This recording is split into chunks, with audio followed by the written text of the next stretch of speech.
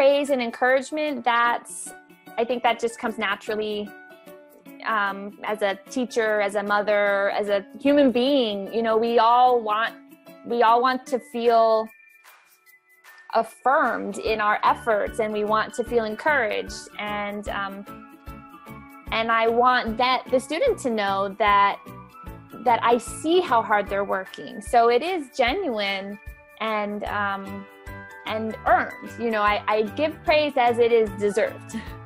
Be consistent with your positive praise.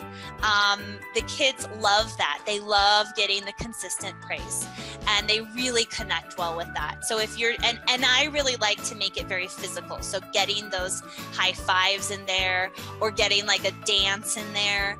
They love that stuff. And then all of a sudden you're bonding over something that they feel totally comfortable with, which is a high five. Everyone can do a high five. You know, they get those slides usually go really well, and then they high five mom. And so I think just remembering that we also need to be aware of how to make those connections. And sometimes it's not going to be verbal.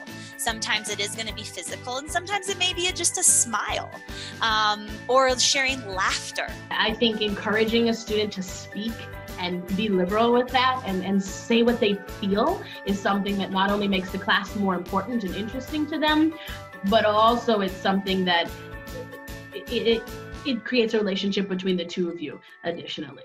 I think that as long as we can encourage, or maybe even ask the right kind of extension questions to push them in that direction, I want to hear from you. I want to know more. I want you to tell me, just speak. Say anything you want. You know, 25 minutes goes by really fast sometimes.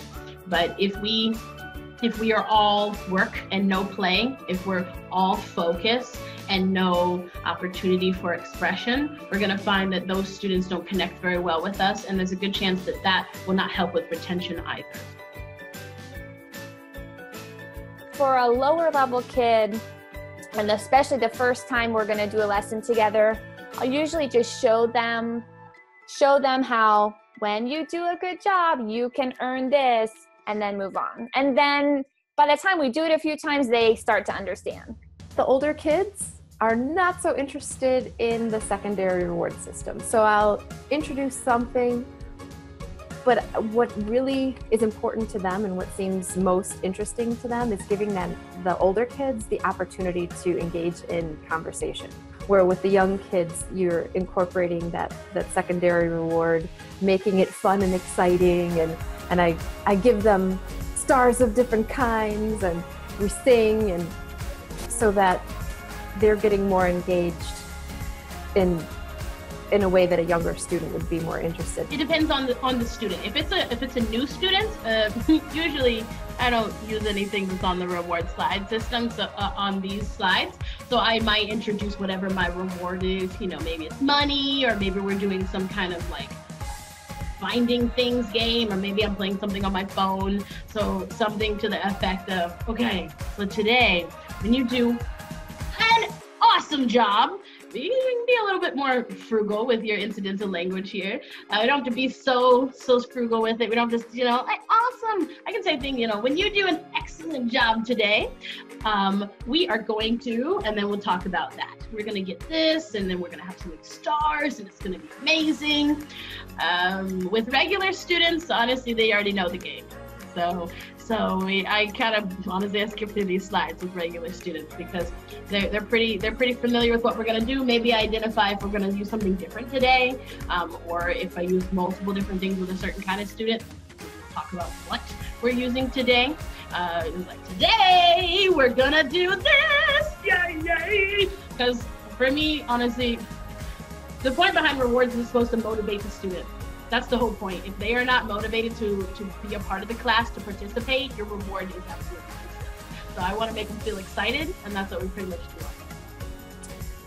If they couldn't identify an animal by name, I might hold up 2 and say 1 or 2 and let them choose.